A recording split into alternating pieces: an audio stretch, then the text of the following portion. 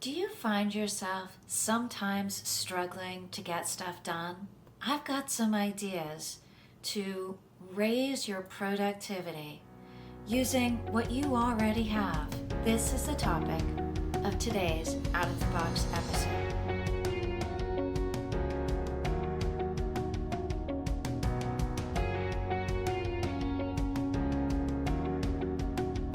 Welcome back to Out of the Box, the series where unconventional thinking leads to extraordinary living. I'm your host, Elizabeth Miner, life coach and founder of Thrive This Day. So many of us are trying to get the most out of every moment of our days. There is so much to do, and usually we don't have any time to waste being unproductive.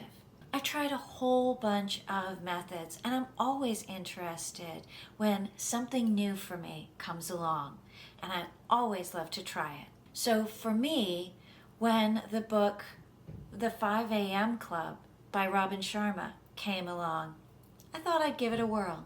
At the time, we were just really getting into this whole pandemic thing. And I thought this might just be that shiny new thing that might just get my mojo cooking again. Sharma requests, in order to give the 5 a.m. Club a fair shot, you need to give it 66 days. Because that's what science says it takes to form a new habit. So I figured I'd give it a shot. Now, I used to consider myself a night owl. And then I had children. And so for the past 30 some odd years, I've been more of a morning person. But even for me, 4:45 a.m. is still night. It is not what I consider morning. Even though I do love being up early, in the end, it turned out that this was even too early for me. You see, I no longer have children, I live alone, and I work for myself, so I set my own schedule. So I have the opportunity to ease into my day, and I have the opportunity to set up a standard morning routine. And the early morning was just making me tired too early in the evening, and I really wasn't loving that. This program, it just didn't work with my own personal rhythm. So I've settled in to what feels right for my body. And this still has me up early, but more like 6 and less like 4:45. And this allows me to get my morning routine in before my meetings start at 7:30. This just feels good for me. What I also found is that if I don't get my morning routine in, the whole rest of the day, it just feels like playing catch up, and it feels like it's out of control. And that is something I really don't like.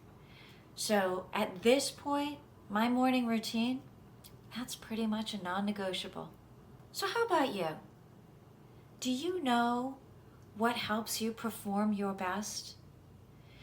Do you know what hours and times of the day that you perform different activities the best? You see, as far as I'm concerned, therein lies the entire key. So what I encourage you to do is take this week and spend some time jotting down some thoughts throughout your day. What's working well? When do you feel energized? What tasks help you feel energized? What tasks or situations in your daily life just drain you? And where is your rhythm of your day, so that what you can ultimately do is match your energy level to the energy of the tasks that need it. You see, so often we're just fitting things in our day because 9 to 5 or 8 to 6 or 7 to 7 is our work day. And we fit everything in there. But that doesn't necessarily fit our rhythm now, does it? And there are different times in our day that might be better suited for different activities. So, for example, for me, I like to get some of my writing done early in the morning. And I also have another block of time that I really enjoy getting writing done, which is sometime in the afternoon after lunch. So those are prime times for me not to schedule meetings. Meetings have a tendency for me to distract me. They have a tendency to pull my attention from what my goals are for the day.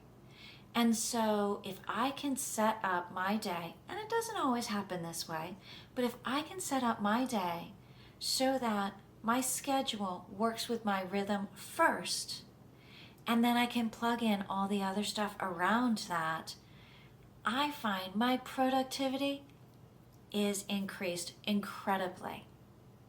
This is something I work with my clients to do for their schedules. And to the extent that you can, that's something that has made tremendous amounts of improvement in the productivity of the lives of my clients as well. So I get it. You cannot always schedule meetings around your rhythm. I get it. But when somebody says, "When are you available?"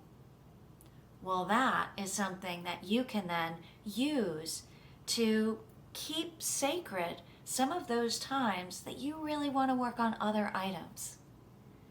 So when somebody asks me when I might be free for a meeting, I'm not going to give them my prime writing time. That's something that you can do as well. Now, there are times when my prime writing time goes to a meeting or another project that wasn't what I would like to have in that space. But that's okay, as long as there are certain times that I can actually do my best to stay within my rhythm.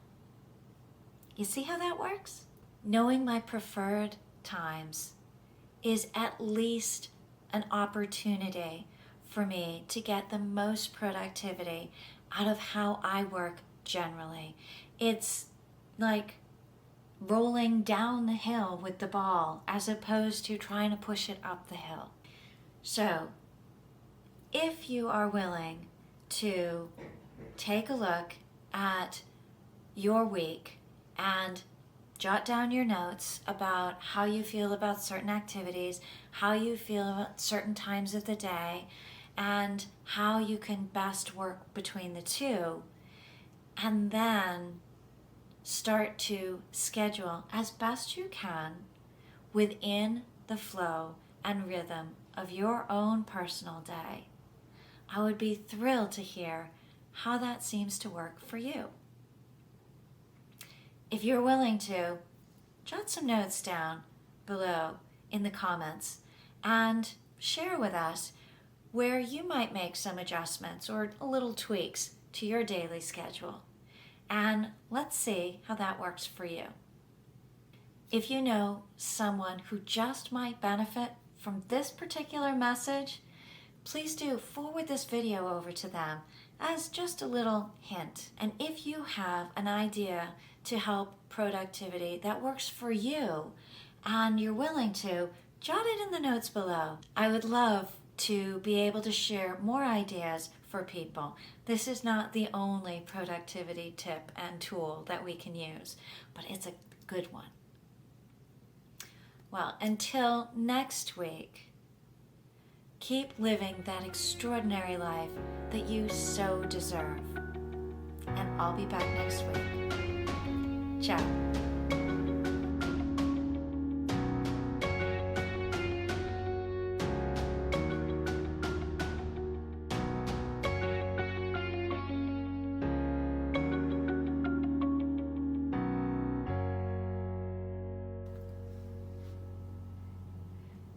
Do you sometimes find yourself...